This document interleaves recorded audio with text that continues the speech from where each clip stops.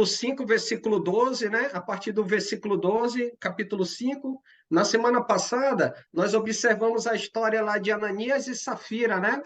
E vimos no versículo 11 que sobreveio sobre as pessoas, não somente sobre a igreja, mas todos aqueles que tiveram conhecimento do fato, né? Lá do ocorrido com Ananias e Safira, todos, né? Sobreveio sobre a igreja e todos quantos ouviram esses acontecimentos, sobre o que sobreveio sobre eles, né? Grande temor. Grande temor. E qual era o grande temor? Bem, Deus olhou para as ofertas daquelas pessoas, Deus olhou a forma como eles estavam trazendo, e no caso de Ananias e Safira, eles não estavam colocando diante de Deus de maneira verdadeira, de maneira genuína, né? Não estavam manifestando generosidade, mas sim estavam mentindo, né? Tanto é que a gente viu a evidência dentro do texto na semana retrasada, lá no dia 31 de agosto, eles vieram, mas não vieram de maneira verdadeira, transparente, genuína, né? Queriam aparentar generosidade, queriam aparentar voluntariedade. Mas aí o que Deus fez? Deus puniu a ele, e após a sua esposa também vir, no caso Safira, Pedro pergunta, foi portanto que você havia vendido? Aí ela foi lá e confirmou portanto. E aí o que aconteceu? Foram mortos tanto ele como a sua esposa.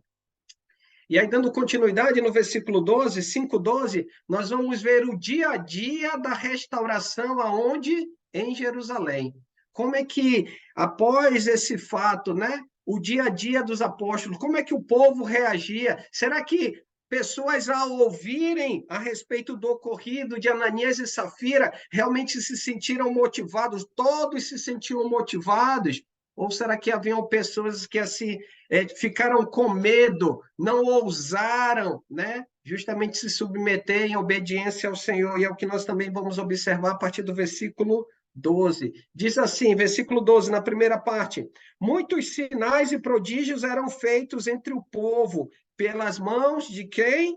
Pelas mãos dos apóstolos. Podemos ver que, da mesma maneira que estava sendo trabalhado, né, nos capítulos anteriores, nós podemos ver que os sinais, não alguns, mas muitos, tanto os sinais como maravilhas, ou seja, prodígios, eram feitos entre o povo.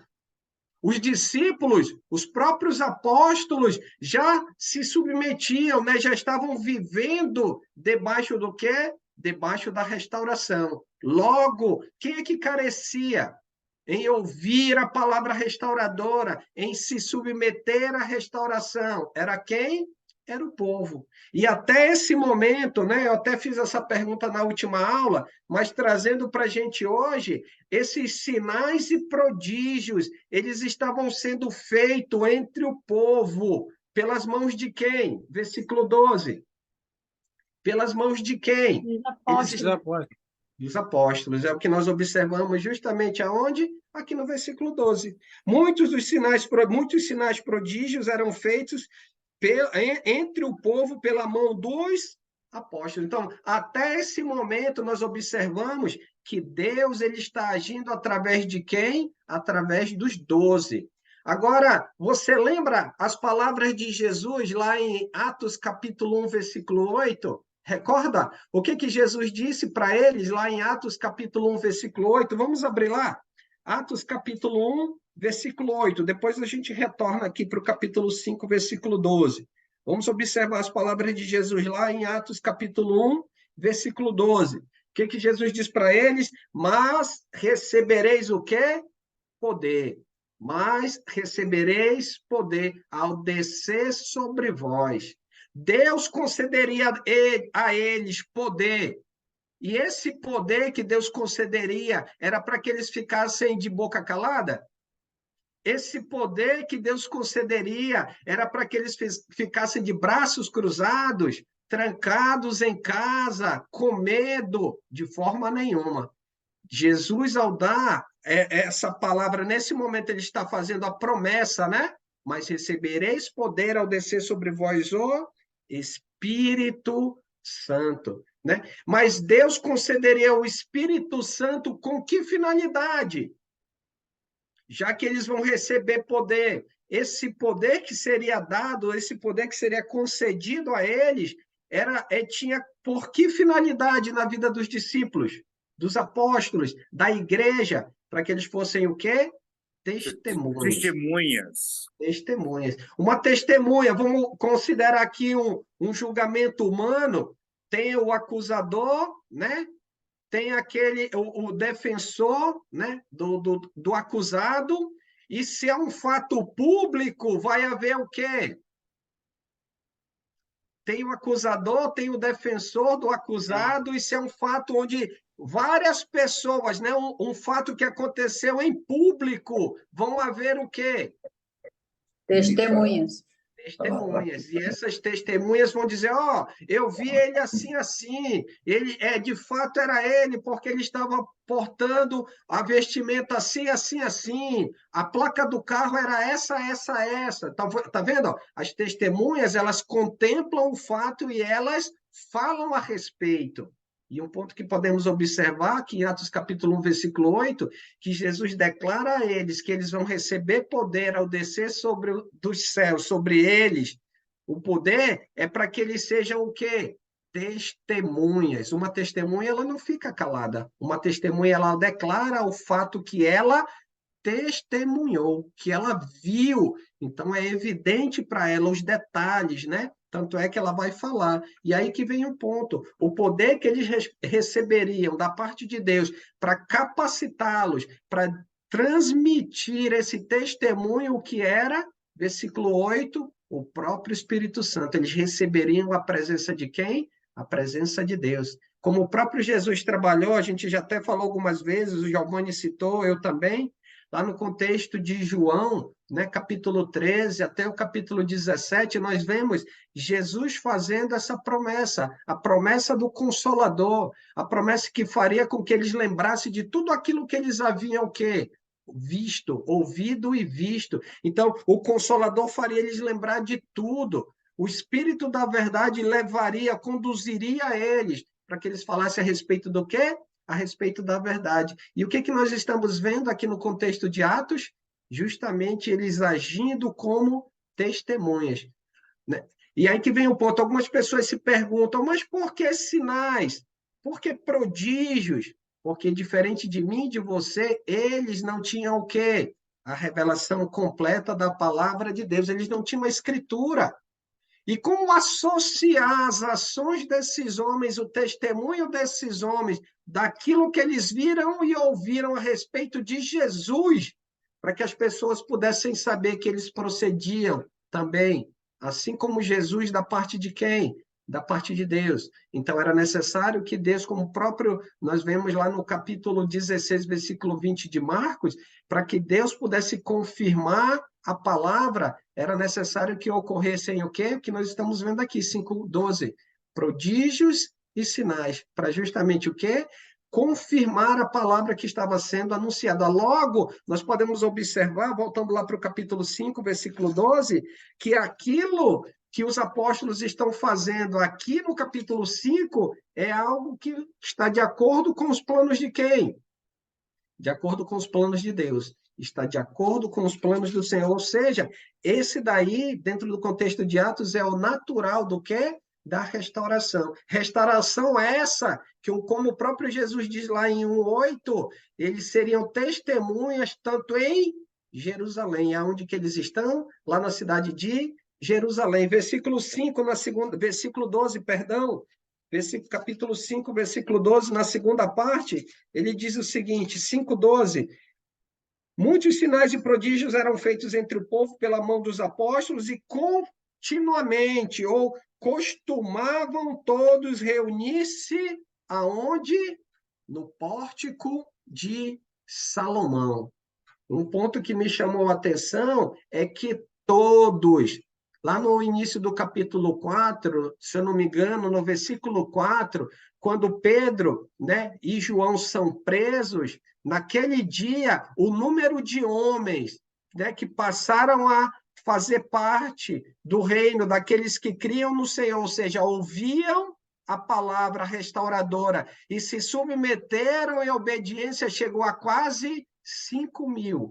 5.000 homens. Então, olha a dimensão, a progressão do crescimento da palavra, do efeito da pregação, do efeito da manifestação do poder através de quem? Através dos apóstolos. Então, podemos ver que eles costumavam todos reunir-se aonde? No pórtico de Salomão. Lembra onde João e Pedro, ao saírem do templo, eles passaram a anunciar a palavra junto, em companhia do ex-coxo? Lá no pórtico de Salomão, lá no capítulo 3, nós vemos justamente isso. Então, a partir dali, provavelmente em razão de ser um lugar amplo, eles passaram como um ponto de evangelismo, de pregar a palavra restauradora, pregar o ensino de quem?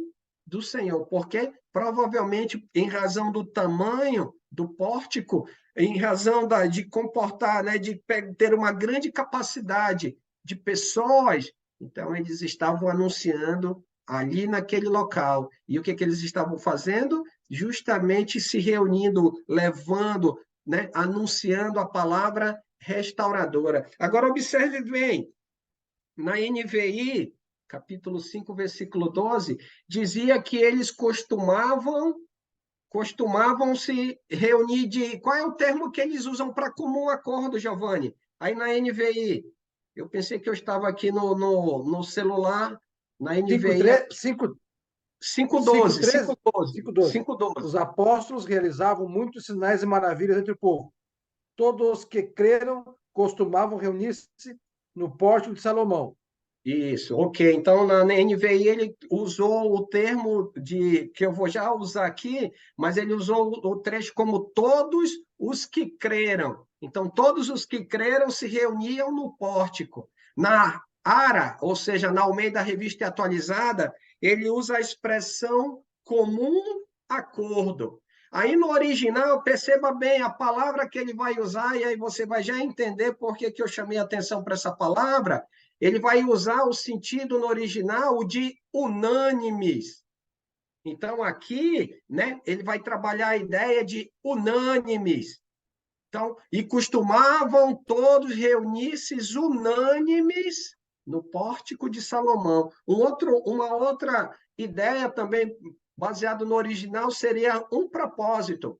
Então, eles tinham, ao se reunir, todos se reunirem no pórtico de Salomão, havia um propósito. E provavelmente o propósito aqui era o quê? A propagação da restauração. A propagação da restauração. Ou seja, da palavra ensinada por quem? A palavra ensinada por Jesus. E se você perceber comigo, abra comigo lá em Atos capítulo 1, versículo 14. Segura No meu, aqui, no meu é, no 5:12. meu é no meu é comunhão, seu. Comunhão. Qual é a sua versão, dona Sandra? Assim, ó. E todos os que creram costumavam reunir-se em comunhão junto ao pórtico de Salomão.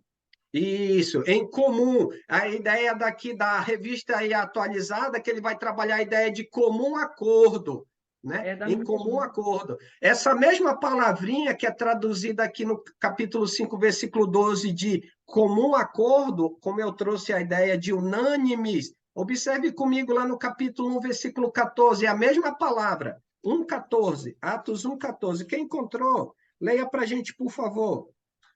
Lá no contexto do capítulo 1, versículo 14. Atos 1:14, a palavra Isso. diz: todos eles se reuniam sempre em oração com as mulheres, inclusive Maria, a mãe de Jesus, e com os irmãos de Jesus. Olha só. A minha NVI. Ok, tranquilo, tranquilo, irmão Edson. A palavra no original é a mesma aqui de unânimes. Na revista atualizada, ele diz assim: todos estes perseveravam unânimes em oração, com as mulheres, com Maria, mãe de Jesus, e com os irmãos dele. Um ponto que a gente pode observar, lembra? Quando Jesus, antes de subir aos céus, ele disse que era necessário que eles permanecessem aonde? Em Jerusalém. Por quê? Porque Deus cumpriria a promessa aonde? Em Jerusalém. Se você observar Antes, aqui no versículo 12, no mesmo capítulo 1, versículo 12, então voltaram para onde? Para Jerusalém, do Monte Olival, que é distante da cidade, uma jornada de um sábado. Então, eles entraram no cenáculo, e junto com Maria, junto com, no caso Maria, as mulheres, a Maria, mãe de Jesus, e os irmãos de Jesus, eles passaram a fazer o quê? Orar, orar. Quando nós estamos passando por algo, quando nós planejamos fazer algo na igreja, em relação à nossa vida, a gente faz o quê? Precisamos buscar a quem? Para buscar o direcionamento, para ver se aquilo de fato é agradável a Deus, se aquilo de fato vai trazer proveito espiritual para a nossa vida, a gente busca quem em oração? Ao Senhor. E o que eles fizeram? Eles fizeram isso de maneira unânime, ou seja, em comum acordo, tendo um propósito. E aí que vem o ponto. Eles se juntaram, né, naquele cenáculo e buscaram Deus em oração com unanimidade, ou seja, com propósito, visando aquilo que Deus estava prestes a revelar ou a manifestar. Lembra que ele disse? Não muito depois destes dias, lá no capítulo 1, no versículo 5, lá no finalzinho, ele diz, olha, não muito depois destes dias eles seriam batizados com o Espírito Santo. Então, olha só, como é que vai ser isso? Não sabemos. E o que a gente pode fazer? Vamos orar. Vamos orar a quem? Vamos orar ao Senhor. E eles oraram de que forma? Um para cada lado? Não, eles oraram de maneira unânime. Você quer perguntar, Edson? Ou comentar? Fique à vontade, mano. Eu vi você com a mão levantada. Tranquilo? Vamos continuar aqui. Vamos ver outro versículo. Obrigado, Você Alessandro. Não, não. Eu estava só concentrado aqui. Ah, não, tranquilo, Desculpa. desculpa. Não, tranquilo, mano, tranquilo. Vamos lá, continuando aqui. Capítulo 2, versículo 46. Capítulo 2, versículo 46. Vamos dar uma olhada nesse outro trecho aí. 2:46. O que diz? Diariamente perseveravam unânimes. Olha só, diariamente eles perseveravam unânimes no templo, né? Olha só. E a unanimidade deles, a gente pode até ver, né, irmã Maria Helena, versículo 46, não só na reunir-se no templo, mas partir o pão de casa em casa, né? Eles tomavam as suas refeições com alegria e com singeleza de coração. Olha um ponto que a gente pode observar. Quando eles receberam da parte de Deus o restauro através do quê? Através do batismo, recebendo através do batismo o perdão de pecados e a presença do Espírito Santo, a partir do versículo 32, 38, quando Pedro anuncia 41, eles são batizados, 42 diz que eles perseveravam na doutrina dos apóstolos, na comunhão, no partir do pão e nas orações. Olha lá a ideia de unanimidade, ou seja, e todos eles estavam ouvindo a palavra e todos eles estavam fazendo o quê? Obedecendo, seguindo. Um para cada lado? Não, unânimes. E aí que vem o ponto. Mais uma vez, eu citei isso na última aula, né, do dia 31, na aula passada. Muitas pessoas pregam que unidade é quando todos nós estamos reunidos. De fato, a unidade é quando todos nós, cada pessoa, ao ouvir a palavra do Senhor, ela faça o quê? Ela obedeça. Independente se ela está, né, lá em Itu, em Florianópolis, em Manaus, em qualquer parte do Brasil. O importante, quando nós ouvimos a palavra, nós precisamos fazer o quê? Obedecer. Esses homens e mulheres lá em Jerusalém, eles estavam até aquele momento juntos ali, unânimes, buscando colocar em prática o quê? A vontade do Senhor. Seguir o quê? O ensino. Olha só um outro trecho que nós também observamos, capítulo 4, lá no versículo 24. 4:24. Esse trecho é mais recente, né? Nós estudamos no capítulo 4, versículo 24, diz assim: ouvindo isso, quando ele sai lá do Sinédrio, lembra? Ele foi preso, Pedro e João, lá no início do capítulo 4, eles recebem o juízo da parte do Sinédrio, eles são proibidos de falar da parte de Jesus em nome de Jesus. Ele diz: olha, isso não é justo. Nós ouvirmos a vocês do que a Deus. Não, precisavam ouvir a quem? A Deus. Aí Pedro, junto com João, diz: olha, nós não podemos deixar de falar das coisas que vimos e ouvimos. Não podemos deixar de falar do que vimos e ouvimos. Aí ele sai, versículo 23, eles procuram os irmãos, né? No caso ali, eles procuram os outros apóstolos, eles se reúnem, eles falam tudo aquilo que havia ocorrido. Versículo 24, ouvindo isso, unânimes levantaram a voz ao Senhor. Tu, soberano Senhor, que fizestes o céu e a terra, o mar e tudo que neles há. E aí eles vão falando. Mas um ponto que a gente pode observar aqui, versículo 24, é que quando eles ouvem, todos unânimes, eles buscam Deus em oração. E aí, como nós vimos, né, eles não buscam, Senhor, afasta de nós os problemas, Senhor, afasta de nós esses perseguidores, Senhor, afasta de nós isso. Não. Eles oram para que, mesmo considerando toda essa situação, Deus possa conceder a eles intrepidez, coragem, ousadia, para que eles façam o quê? Para que eles continuem a propagar a vontade de quem? A vontade do Senhor. Então, olha só, nós podemos observar, então, nesse contexto, a importância da unanimidade. Então, eles estavam em comum acordo, ou seja, unânimes, num propósito, se reunindo aonde? No pórtico de Salomão. E como é comum, lancei a pergunta aqui no slide, e antes de fazer para vocês, eu já trouxe a resposta. Ainda bem que eu não sou professor de profissão, senão eu já passava para os alunos a resposta da prova. Continuando, então, aonde que eles se reuniam? Aí nós vamos trazer aquela figura que vimos lá no início. Perceba aí, ó. O pórtico de Salomão era justamente o quê? Uma parte da frente do templo, onde, de uma maneira bem assim, larga, espaçosa, eles se reuniam. Então, essa parte que está marcada aí, ó, nesse retângulo, bem na frente aí, né? Nós vimos nessa mesma parte, capítulo 13, versículo 11, quando Pedro e João saem do templo junto, ou seja, acompanhado do ex-coxo, agora restaurado, eles saem, as pessoas curiosas, atônitas, espantadas, porque há quase 40 anos aquele homem estava naquela situação e agora, naquele momento, eles viram um homem em perfeito estado de saúde, andando, né? A sua mobilidade, né? Estabelecida. Isso por quê? E aí eles procuram Pedro e João, o que Pedro e João passam a ensinar?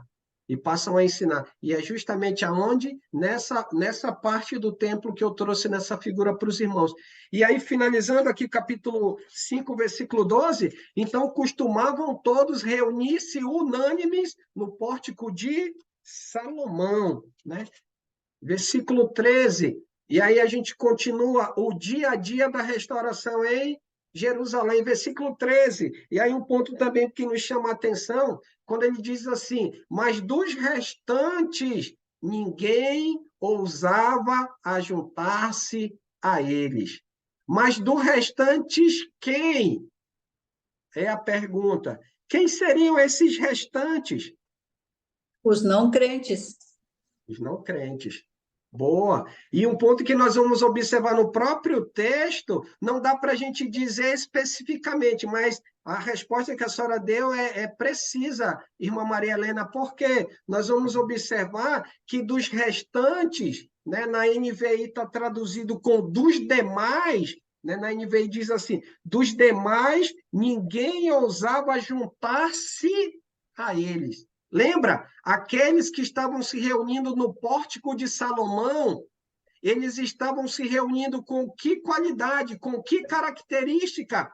Unânimes. significa então que esses dos demais ou dos restantes, eles não estavam, como diz o Enio, buscando estar na mesma página. Eles não estavam buscando estar unânimes com aqueles que estavam aonde? No templo. Eu vou já continuar. Pode falar, Giovanni.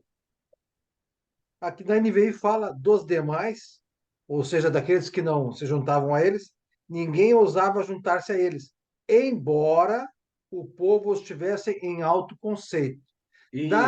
Dá a entender que tinham um conceito da mensagem, da pregação, mas não ousavam, talvez, penso, aí é a suposição, né? Por receio dos judeus, receio de ser cristão ainda. E um ponto que a gente vai já ponderar, Giovanni, mas é uma boa colocação sua. E um ponto que a gente pode observar, então, quem seriam desses dos restantes? Aí eu vou trabalhar aqui dentro do texto. Eles não eram discípulos. Fica claro, né? Porque no próprio versículo diz que eles não se juntavam, ou seja, eles não estavam unânimes com aqueles que estavam aonde? Lá no pórtico de Salomão. Então, eles não eram discípulos. Mas também, Giovanni, creio eu, olhando para o próprio texto, na NVI, perdão, na área, ele traz a seguinte construção, 5:13. Mas dos restantes, ninguém ousava juntar-se a eles, porém, então ele vai fazer um outro. Então, porém, o povo, então dá a entender que eles estavam distintos, eles estavam alheios ao povo, ou seja, eram alguns que também não eram discípulos, mas também não eram aqueles, né, que não estavam ali tributando grande admiração, como a gente vai já trabalhar. Então, quem era esse dos restantes? Não fazia parte do povo, aqueles que admiravam, que reconheciam, que como a gente vai já ver, o que o povo fazia com essa admiração, no decorrer do texto ele vai trabalhar, mas também ele não eram o quê? Discípulos. Podemos, assim, ter uma ideia de que provavelmente esses, como o próprio versículo diz, eles não ousavam, a palavra aqui, né, como fala na NVI, e na própria a revista atualizada, ele usa o termo ousar, ou seja, eles não ousavam. Lembram lá quando nós vemos que Pedro, João, quando eles oram e eles pedem intrepidez, um dos significados, um dos sentidos na palavra no original para intrepidez é ousadia, é coragem. Então, é provável que essas pessoas não tivessem coragem. Mas não tivessem coragem por quê? Porque provavelmente era público que esses homens, esses que estavam unânimes, pelo menos 2 deles haviam sido presos pelo Sinédrio e eles foram ameaçados de que eles não podiam falar em nome de quem? Em nome de Jesus. Então, pera lá. Pode falar, mano. Oi, Fernando, boa noite. Fala, mano. Boa noite. Aqui no 13, pode ser que te ajude, né, a corroborar contigo. Na minha versão, que é a linguagem de hoje, no 13 ele fala: ninguém de fora tinha coragem de se juntar ao grupo deles, mas o povo falava muito bem deles. Logo, né, eles não estavam contra, porém eles não tinham coragem de se juntar, né? Isso. Corrobora o que você está dizendo, né? Isso. Por isso que eu fiz a distinção. Pode falar, mano. Eu digo assim, é mais simplificado, né? Aqui essa tradução. Isso. E aí, por isso que eu fiz a distinção. Quem seriam dos restantes ou dos demais, como está na NVI? Eles não eram discípulos, como na própria linguagem de hoje colocou, né? Eles não queriam se ajuntar, né? Mas, ao mesmo tempo, eles não estavam entre aqueles que admiravam, né? Um termo também que exultavam, ou seja, engrandeciam, reconheciam o trabalho, o efeito do poder de Deus através desses homens, porque os sinais e prodígios, eles eram públicos, né? Eles eram claros. Diante de quem? Diante do povo. Então, essas pessoas eram um grupo, né? Provavelmente um grupo pequeno, né? Que eles não ousavam. Talvez eles se sentiram assim, ameaçados, não, mas ficaram assim com medo de enfrentar as ameaças do Sinédrio. Quem era o Sinédrio? Lembra quem era o Sinédrio? No contexto deles, o Sinédrio é como se fosse o Supremo Tribunal Federal no nosso país. Eles tinham como base justamente trabalhar baseado na lei. se o homem ia e pregava aquilo que era contrário à lei, quem é que julgava? Era o Sinédrio. Então, o Sinédrio mesmo estava dizendo que esses homens não podiam falar. A senhora quer falar, comentar, irmã Maria Helena?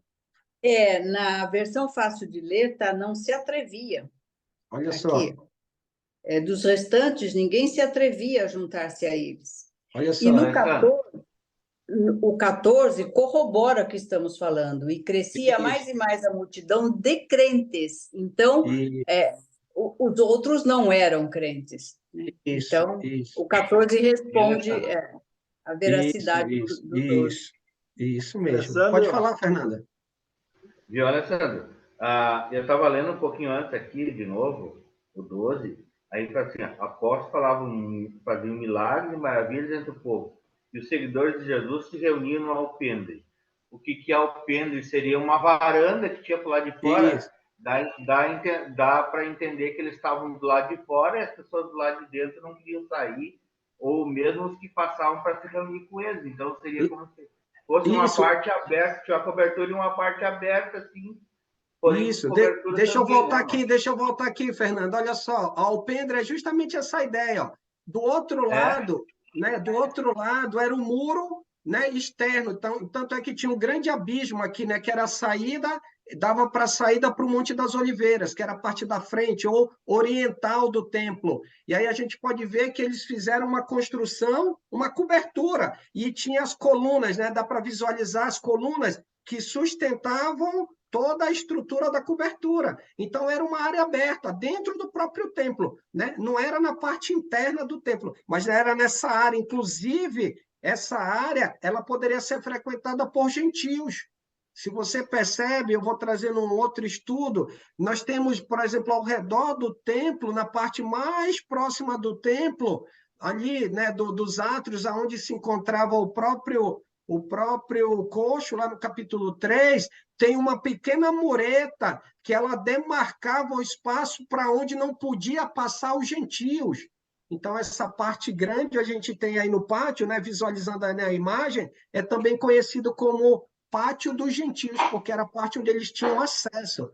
Eles não poderiam passar dessa pequena mureta mais próximo, na parte interna ali do templo, né? Dá para ver, se você tiver no computador, dá para ver aqui a imagem, né? Se você tiver no celular, talvez não dê para captar, mas era justamente essa ideia que você trouxe, de alpendre, né? O pórtico, era justamente essa cobertura externa, ela justamente é sustentada por colunas. Obrigado, Fernando. sim. oi, Alessandro. Obrigado. Rapidinho, Deixa eu... irmão Edson. Pode falar, irmão Edson. Depois eu lhe passo a palavra. Alessandro, Pode falar, mano. à medida que iam falando aí, na verdade a gente vai lendo, eu vou colocar aqui um incremento aí para pensar. Se a gente lê o 12, a gente percebe que é o seguinte: todos que creram, então todos que creram costumavam, isso está na NVI, Uhum. costumavam, quer dizer que já era costume, quem cria já ia se reunir. No 13, a gente vê dos demais, ninguém ousava juntar-se.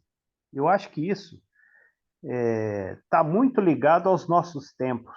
Naquele tempo, os apóstolos realizavam sinais. Então, quem via os sinais, quem percebia, quem testemunhava, cria. Hoje, a gente não tem isso. Mas a gente percebe que as pessoas têm a palavra, as pessoas sabem que tem uma verdade, mas também não ousam, porque não creem, porque não têm ousadia, né? Não tem coragem, porque não crê, não vê. Mas existe a verdade, existe a palavra de Deus. Então, as pessoas não têm ousadia, não têm coragem de vir. Elas seguem outras crenças, mas não têm coragem de vir para a verdade. Quer dizer, então, Isso. naquele tempo, os que criam, presenciavam, testemunhavam sinais, costumeiramente se reuniam. Então, os que não criam, não se juntavam. Por quê? Porque não presenciaram, não creram, então não tinham coragem de ir, mas tinham em autoconceito. Então, autoconceito, para mim, diz o seguinte: sabiam da verdade, ficavam ali ao redor, mas não, né, tinha medo do outro lado. É Isso. só esse pensamento aí para Não, entender e um pouquinho. tranquilo. E trabalhando, o senhor está trabalhando uma ideia que eu vou até após aqui, antes de a gente finalizar esse slide, um ponto que eu quero até trabalhar antes de passar a palavra, irmão Sérgio. Observe comigo lá no versículo 29, capítulo 4, versículo 29. Eles tinham medo de quê? Por que eles não queriam estar unânimes? Olha o termo que é usado na oração, né? Lá quando está reunido os 12, a partir do versículo 23, lá no 29 ele diz assim: agora, Senhor, olha para as suas ameaças e concede aos teus servos, né, que anunciem com toda a intrepidez a tua palavra. Ou seja, que Deus pudesse dar a eles coragem, Deus pudesse dar a eles ousadia, para que eles não temessem, né, as ameaças, porque elas eram reais. Agora, imagina, eles, como no caso aqui, a oração está sendo feita pelos apóstolos, eles, como aqueles que estão à frente, testemunhando, como o próprio Jesus disse lá no capítulo 1, versículo 8, né? Por isso que eu fiz questão de trazer, para a gente poder ver que está tudo ligado.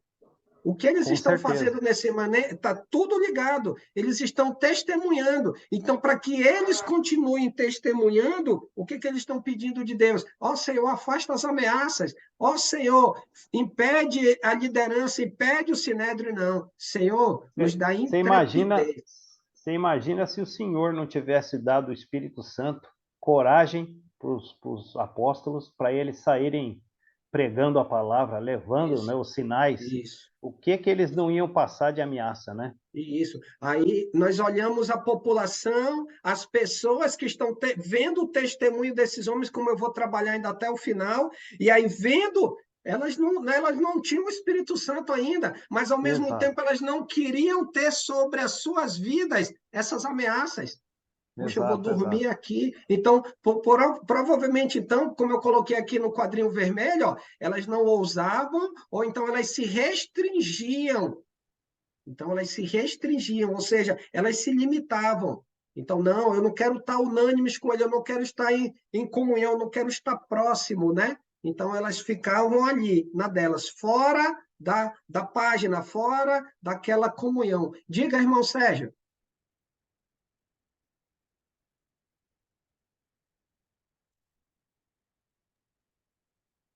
Agora.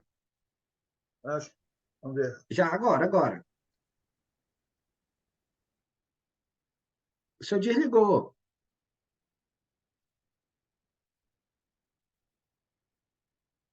Desabriu o áudio, irmão. Eu acho que travou agora o vídeo.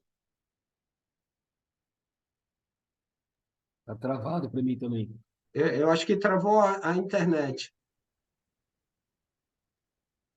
Agora, irmão Sérgio. Abriu. Tá ouvindo agora? Pode falar, pode falar. Irmão, volta ali no Pórtico de Salomão, que eu tenho um comentário. Tenho um comentário. Tá? Que daí vai ficar até melhor para te explicar, que é um comentário aqui do 5:12, tá? Fica à vontade. Pórtico de Salomão, uma galeria coberta com 2 fileiras de colunas altas ao lado leste do átrio dos gentios. Tá? Então, aqui essa parte aqui que não tinha galeria era o átrio dos gentios. A gente está vendo, eu estou passando o mouse, talvez você no celular não esteja vendo. Ó. Tem essa limitação lateral aqui. Ó.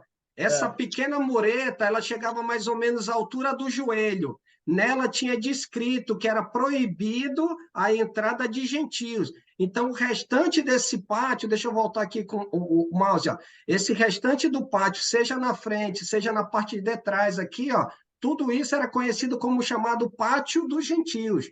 Então esse átrio era todo dos gentios. Isso. E lá na parte coberta, na parte leste, ali onde está dizendo que é entre o Pórtico de Salomão e o templo, é o átrio dos... Ali era a parte dos gentios, não é isso? Essa parte externa aqui, ó. Essa parte externa, onde a gente tem a letra E e a letra D aqui. Então, essa parte grande aqui, mais próximo, a pequena mureta próximo do muro do templo mesmo, aqui do átrio, né? Aqui do templo, aí nós temos essa mureta aqui que justamente limitava o acesso de quem? dos gentios. Aí era acesso exclusivo para os judeus. Tranquilo? Diz Obrigado, assim, irmão. Pode falar, pode falar. Era o local mais indicado, o pórtico, né, de Salomão, para todos se reunirem para cultuar e receberem o ensino dos apóstolos. Isso. Tá? Aí depois nós pulamos para o 13 que está junto com o 14 aqui, tá? A minha Bíblia aqui é a Bíblia Vida Nova, com um comentário, tá? Tranquilo, tranquilo. E Tá. aí só No 13, Não, pode falar, pode falar. no 13 ali, diz assim, ó, e o 14. O temor da multidão evitou a infiltração de pessoas hipócritas, não regeneradas, e houve muitas conversões sinceras. Isso é que eu tinha que passar. Mas sobre a Ara, tem pouca diferença dessa aqui para a Ara, viu, Alessandro?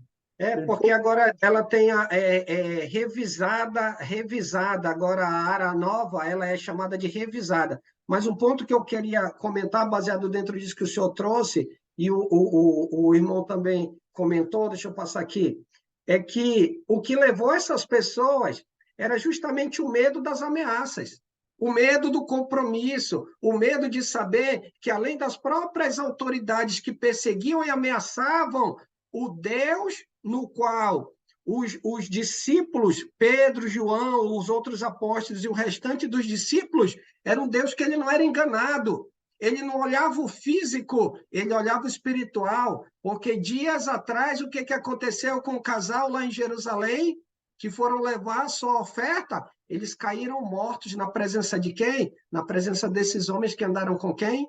Com Jesus. E aí que está o ponto. Então, não dá para enganar. Então por um lado, tem a ameaça do Sinédrio, mas, por um lado, também tem a disciplina do Senhor. Então, significa que a amplitude ela não é só física, ela é muito mais do que isso. Deus, aí, nesse contexto da nova aliança, da restauração, ele está olhando o que do homem? O coração. E talvez isso mantivesse alguma das pessoas, opa, então eu não vou, eu não ouso, eu vou me restringir, né? E não queria estar unânimes, ou seja, estar se envolvendo com as atividades, né?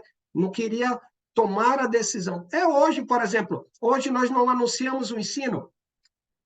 Quantos e quantos cursos de teologia básica, né, de princípios básicos da fé cristã é ensinado Brasil afora?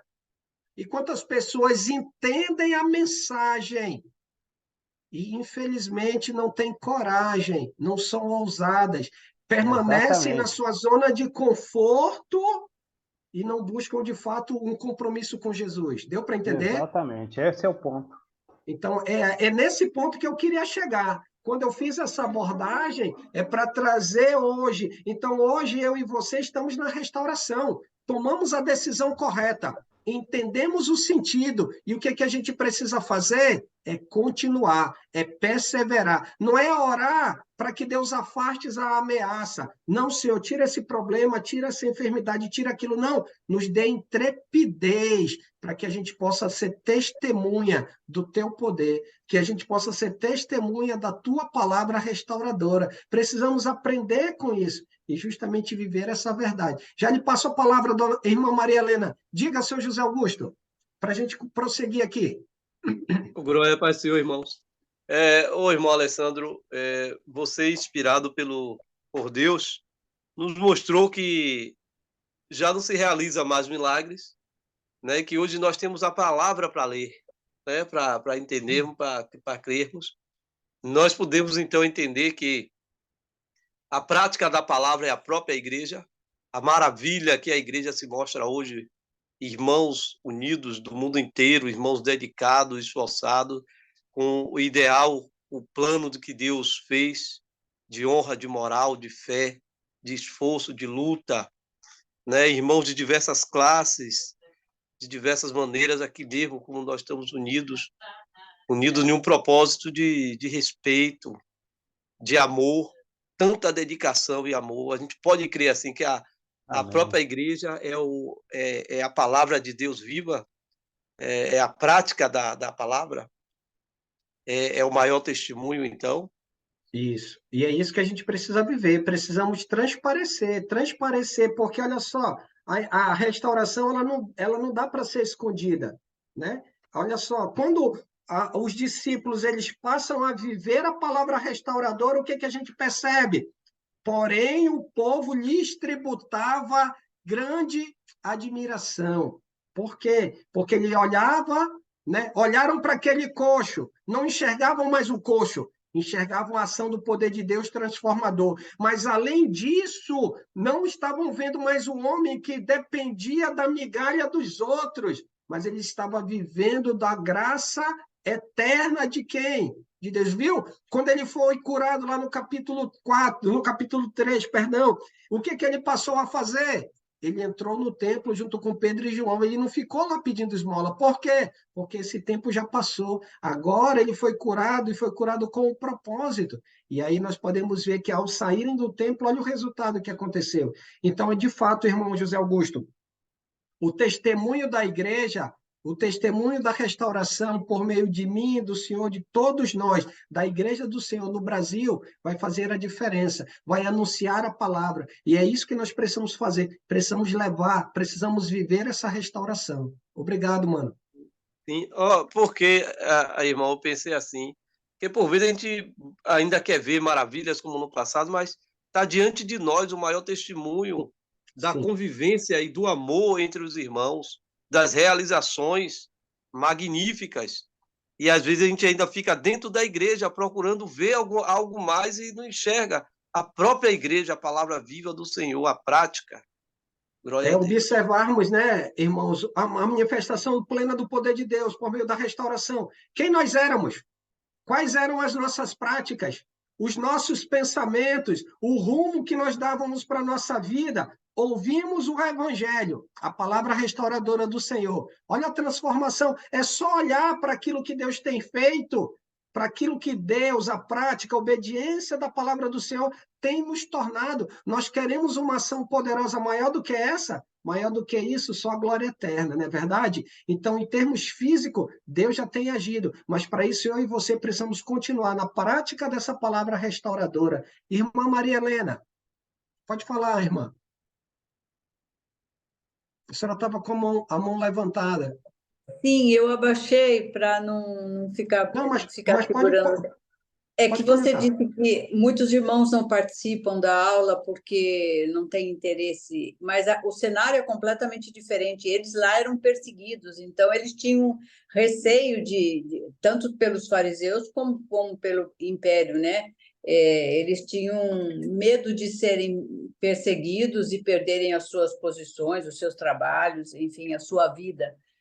Hoje não é o caso. Não participam porque realmente sabem do que se trata, mas realmente não querem. É uma situação diferenciada, né? Eu, por exemplo, eu trabalho numa instituição financeira. Então, por exemplo, quanto mais a pessoa galgar nessa área, menos tempo ela vai ter. Se ela quer ter qualidade de vida espiritual, bem, não, mas eu quero ter um salário X. Mas aí eu não vou ter qualidade de vida, eu não vou ter condições de ser usado por Deus para edificar os meus irmãos, eu não vou ter qualidade de me preparar para poder aprender e ensinar. Então, no mundo, as ameaças hoje, elas são diferentes. Elas são diferentes. Prioridades, né? Justamente. As prioridades. Você não aí prioriza o que é o mais importante. Então, é não crer mesmo. Isso. Porque quem crê prioriza, né? Isso. Nesse caso, essas pessoas, por não ousarem, por se restringirem, né, por não viver naquela unanimidade, eles estavam incrédulos. Da mesma maneira, eles estavam incrédulos, eles não queriam pagar o preço, eles não queriam dispor, como o próprio lá em Marcos 8:34-9:1 diz, né? Eles não estavam dispostos a carregar a cruz. E aí que está o ponto. Eles não estavam dispostos para morrer para si mesmos, né? Então, esse que está o ponto. Continuando aqui, obrigado, irmã Maria Helena. Obrigado, irmão José Augusto. Vamos continuar. O dia a dia na restauração em Jerusalém. Então, na medida que os sinais, na medida que os apóstolos se dispuseram em ser testemunhas, o que aconteceu? crescia mais e mais a multidão de quem? A multidão daqueles que creram. Olha só, talvez, no momento que eu e você lançamos a semente na cidade onde nós estamos, na medida que eu e você lançamos a semente por meio do nosso testemunho, talvez aquelas sementes que cresçam não sejam muitas, mas nós precisamos continuar fazendo o quê? Lançando a semente, obedecendo a palavra, vivendo a restauração. A gente pode perceber que essas pessoas que recebiam, se colocavam de maneira assim positiva, reagiam de maneira crente, ou seja, ouvindo e obedecendo a palavra, elas não se impressionavam com o quê? Com as ameaças. Da mesma maneira, eu e você. Não podemos ser impedidos pelas barreiras, pelas dificuldades, pelo estado de saúde. Precisamos, né, viver de maneira para poder vivenciar a restauração no dia a dia das nossas vidas. Essas pessoas, ao ouvirem a palavra anunciada pelos apóstolos, elas creram e elas ouviram, elas se dispuseram em obedecer ao ensino de quem? Ao ensino do Senhor. 2:42 diz que eles perseveravam na doutrina de quem? Dos apóstolos. Aí, às vezes, as pessoas hoje, no próprio curso de teologia básica, mas, professor, eles ouviam os apóstolos. Aí eu coloco a seguinte situação: e os apóstolos aprenderam com quem? Com Jesus. Logo, ao obedecerem ao ensino transmitido pelos apóstolos, eles estão obedecendo ao ensino de quem? Ao ensino de Jesus. E aí que está o ponto. Então, essas pessoas, elas não se impressionaram com as ameaças, mas elas estavam dispostas a ouvir e obedecer ao ensino de quem? Ao ensino do Senhor. E que eram os que criam. Quem era? Irmão, e quem era? Pode falar. Não, Pode eu falar. só ia comentar aí. Isso que tu falou agora é muito interessante, né? Aí você falou que as pessoas perguntam, mas eles ouviam os apóstolos. Você falou, quem que ensinou? Foi Jesus. O próprio Jesus orou para que a gente cresça no que os apóstolos passassem. Justamente. É interessante, né? A gente tem tudo aqui para a gente poder justificar aquilo que vem tentando impedir, né, o que nós temos que apresentar hoje, né? A verdade. Isso, né? Isso. Tanto é, Paulo, já te passo a palavra, Giovanni. Tanto é que João 17:23, ele diz, eu neles e tu em mim, a fim de que sejam aperfeiçoados aonde? Na verdade, né? Na unidade. Então, a ideia de unânimes, quem que não quer estar unânime está fora da unidade. Se está fora da unidade, da prática, daquilo que se ouve, daquilo que Jesus ensinou, essa pessoa vai ser aperfeiçoada? De modo nenhum. A única possibilidade de ser aperfeiçoado é justamente vivendo na unidade. Obrigado, Paulo. Valeu. Oi, Giovanni, pode falar, mano. Só para fundamentar biblicamente o que tu falou e o PC, João 16:12 e 13 diz isso. Os apóstolos não falaram só o que Jesus ensinou a eles fisicamente. Tenho ainda muito que lhes dizer, mas vocês não podem suportar agora. Mas, quando o Espírito da verdade vier, ele os guiará a toda a verdade. Então, vai completar tudo aquilo que Jesus não teve tempo de dizer. Não falará de si mesmo, falará apenas do que ouvir, ele lhes anunciará o que está por vir. Deus ensinando através do seu Espírito Santo aos apóstolos, e esse ensinamento do Espírito Santo terminou com a conclusão da Bíblia. Então, todos nós temos toda a verdade que os apóstolos receberam. E um ponto importante lá no versículo 14, na segunda parte, e quem eram os que criam? E quem eram os que criam? Olha lá, versículo 14. A multidão de crentes, tanto homens como mulheres. A palavra usada no original para homens e mulheres é para pessoas adultas, pessoas maduras. Ou seja, não é criança.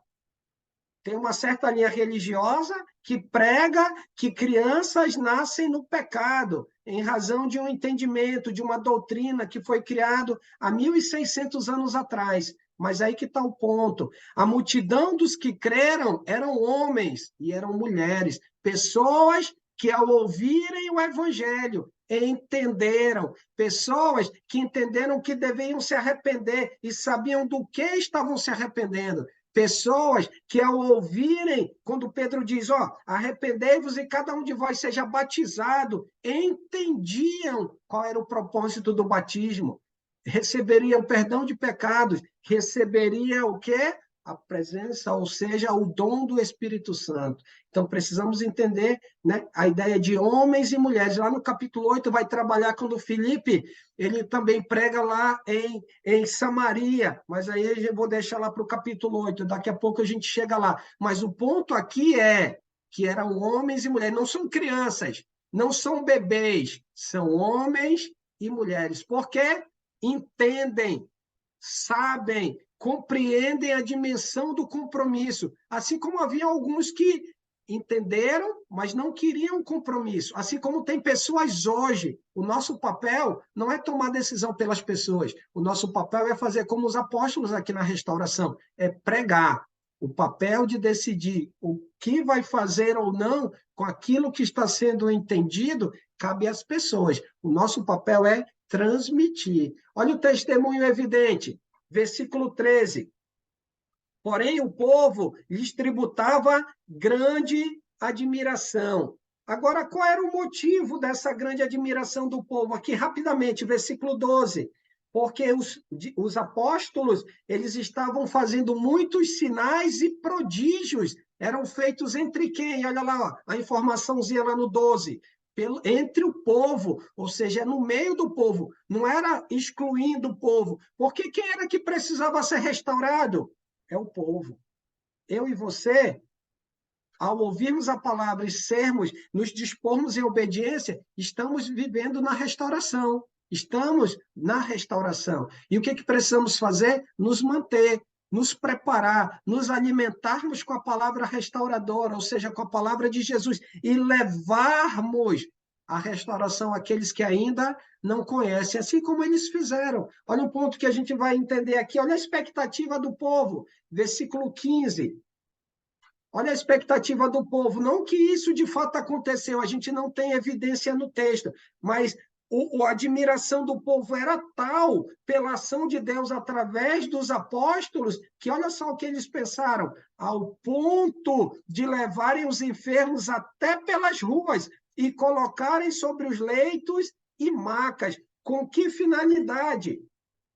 Qual era a finalidade de eles colocarem as pessoas nas ruas? Olha lá, versículo 15, na segunda parte.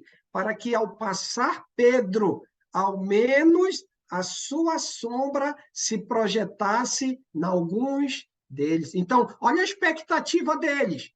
Espera aí, vamos colocar aqui os nossos enfermos, vamos colocar aqui as pessoas adoentadas. Quem sabe, Pedro passando, a sombra dele reflita sobre nós, possamos ser curados. O texto não evidencia isso, mas está trabalhando a ideia do tributar, como o povo via a ação de Deus através de quem? Através daqueles homens. Isso me fez lembrar, eu não vou ler, mas os irmãos quiserem anotar, lembra lá em Lucas, capítulo 8, 43, aquela mulher que estava com fluxo de sangue há mais de 12 anos, no meio do povo, ela se comprimiu, né? E ela bastou tocar na borda da túnica de Jesus. E o que aconteceu? Ela foi curada. A fé dela chegou ao ponto, olha, ele não precisa falar, ele não precisa tocar em mim. Se eu apenas tocar na túnica dele, vai acontecer o quê? Eu vou ser curada. E o que ela fez? Ela fez esse objetivo. E o que Jesus disse? Saiu o poder. Mas como, Senhor? Tem pessoas te impressando daqui e dali. Não, saiu o poder. Ela se acusou. E o que Jesus disse para ela? Filha, a tua fé te salvou. Olha a dimensão, olha a evidência do testemunho desses homens lá em Jerusalém. A ação de Deus através de Pedro, João e dos demais. Diga, irmão João Verdun. Amado irmão, lá no João capítulo 5, né? Lá fala, no versículo 2, fala que tinha também um tanque, né, chamado Betesda, da qual se juntava multidões sofridas ali, esperando a cura, até que um anjo descesse e movesse as águas, e o primeiro que se conseguisse chegar primeiro, ele era curado. E naqueles tempos, o Espírito, né, os apóstolos movidos pelos Espíritos, foi assim de um excelente lugar de eles mostrarem, né, o poder de Deus, né, já que eles eram judeus, tudo também, buscando os gentios ali, e foram convertidos muitas pessoas também, porque estavam assim esperando por muito tempo que aquelas águas se mexessem, né? E se trazer hoje para o dia de hoje, tem tanta gente buscando o Templo de Salomão por aí, sabe? Buscando cura. E hoje é o contrário, né? Nós estamos agora pregando contra essas coisas que aqueles que olham, conhecem e amam esse livro, vai entender que aquilo ali já passou. Hoje nós estamos pregando contra isso aí. E que o poder de Deus age naquele versículo, buscar o reino e sua justiça, que essas coisas que vocês precisam, né? Deus nos dá, como tu falasse hoje, nós não estamos atrás de curas e livramento de sofrimento, nós estamos atrás de que Deus nos dê poder para continuar, porque muitos entendam o plano de Deus hoje, né? Isso, isso. E aí que vem o ponto, né? Precisamos entender que a manifestação do poder hoje de Deus é nos conduzir da maior, nos livrar da pior pandemia que recaiu sobre a Terra, que se chama o quê? O pecado, né? O que adianta ter o restauro de um braço, de uma perna, de uma fala, se a pessoa não vai ser direcionada para a glória eterna? Se a pessoa não vai ter o perdão de pecados, se a pessoa não vai ter a presença do Espírito. Então, nós precisamos anunciar, né, de maneira gentil, clara, com entendimento, para que as pessoas saibam que o contexto mudou. Não é que a gente vai bater de frente, não. Nós vamos levar. Havendo entendimento, havendo interesse, nós vamos aprofundando o entendimento, aprofundando o ensino, para que não haja discussão. O objetivo não é discutir, o objetivo é esclarecer. Se havendo pessoas que busquem ter esse esclarecimento, nós precisamos ter a disposição de levar a palavra restauradora. Tranquilo. Obrigado, irmão João Verdun. Fala, irmão José Augusto. Tem mais um slidezinho e a conclusão para a gente fechar. Só pediria que os irmãos pudessem ser breves, tivesse brevidade, por favor. Sim, se não puder responder nessa aula, porque realmente o horário já passou, eu desejo saber em outra, porque você falou aqui numa passagem de que do entendimento que as pessoas tinham, né, da compreensão da palavra, e aí a aceitação, e aí o batismo. Como podemos entender isso em relação aos jovens, às crianças? Às vezes a gente fica ali em dúvida quando um menino está chegando ali na adolescência. Eu mesmo tenho um assim, e aí a gente fica, né, um tanto seguro qual seria a idade ideal, qual seria a compreensão ideal para essa pessoa batizar-se.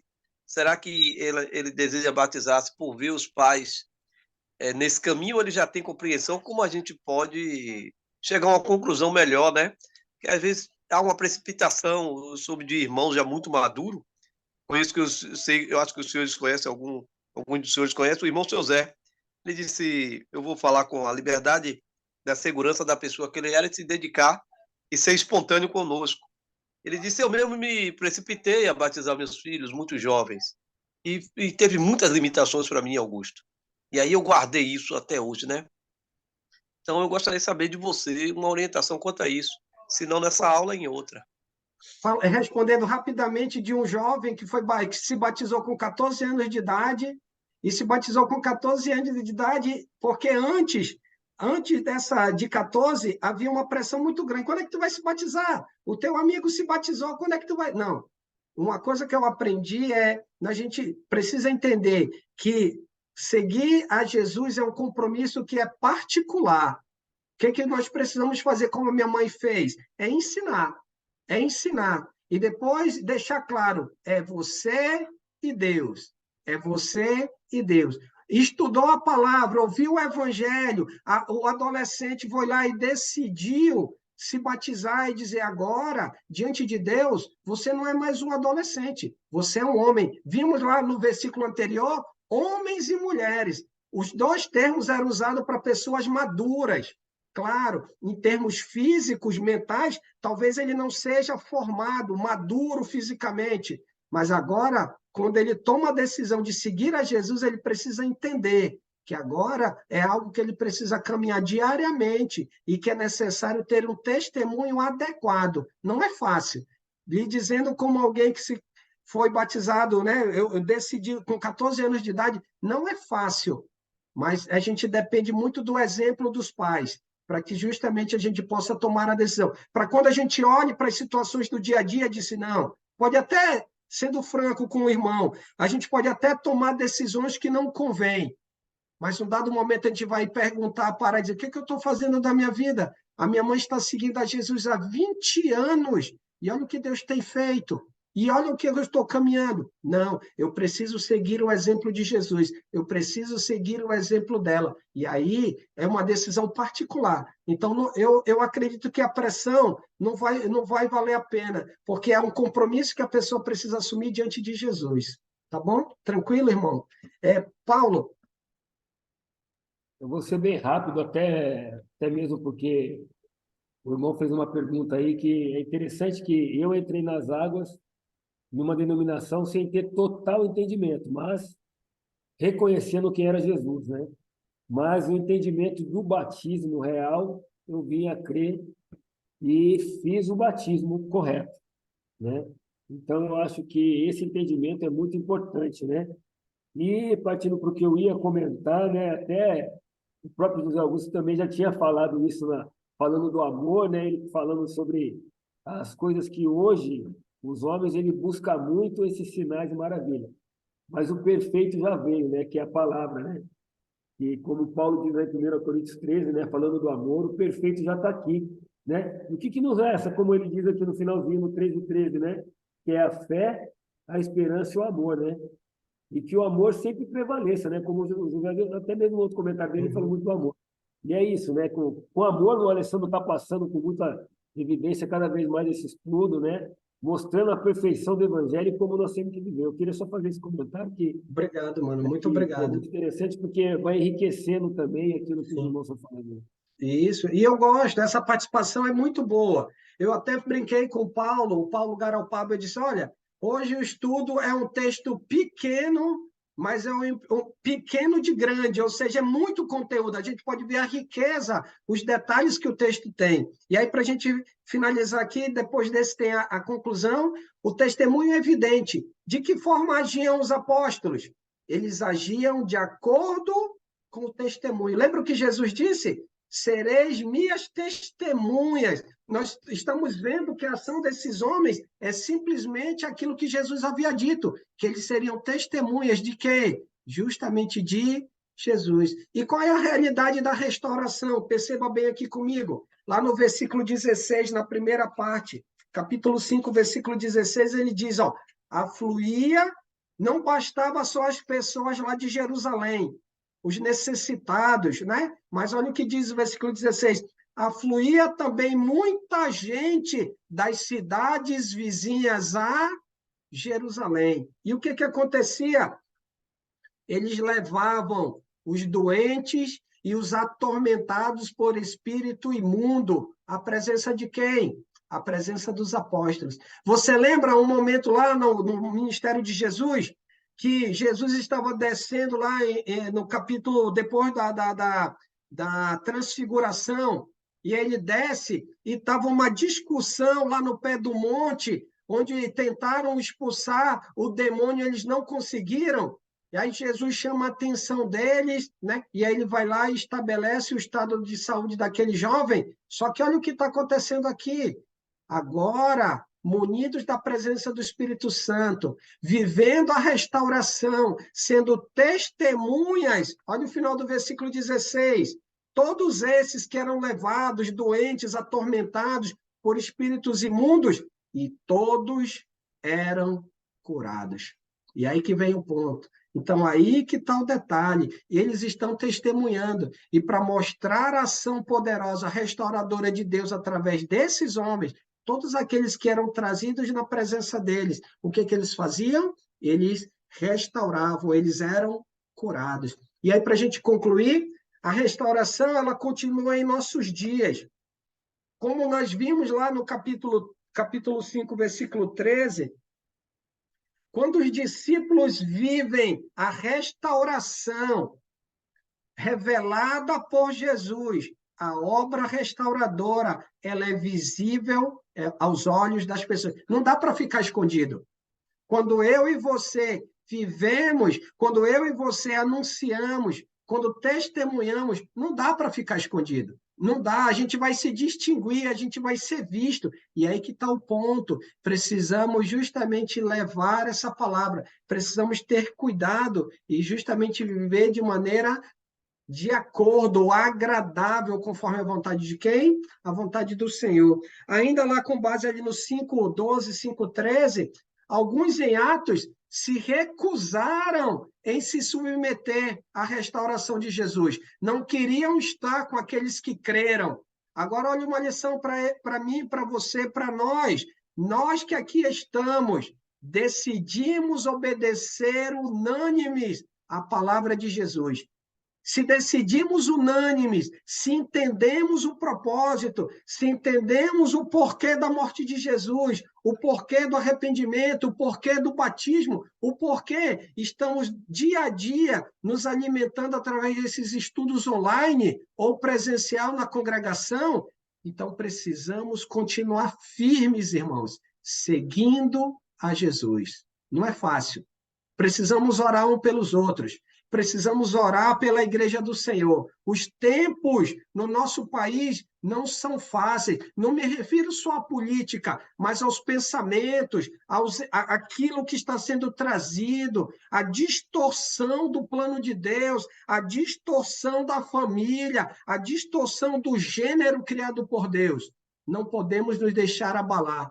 Não podemos deixar que o modismo, as modinhas, as práticas humanas adentrem a restauração. Precisamos fazer a diferença no mundo, mas não o mundo fazer a diferença na Igreja do Senhor. Por essa razão, eu oro e peço para que cada um de nós oremos, continuemos firmes, orando um pelos outros, seguindo a quem? Seguindo ao Senhor Jesus. Passar a palavra para o Giovanni, para ele nos conduzir à oração e já agradecer aos irmãos, né? Por esse momento passamos aqui alguns minutos, mas infelizmente esses aqui foram um dos 6 versículos maiores que eu já ensinei. Então, fiquemos assim, fico lisonjeado de poder trazer essa palavra e poder servir a cada um de vocês. Com você, Giovanni. Oremos então.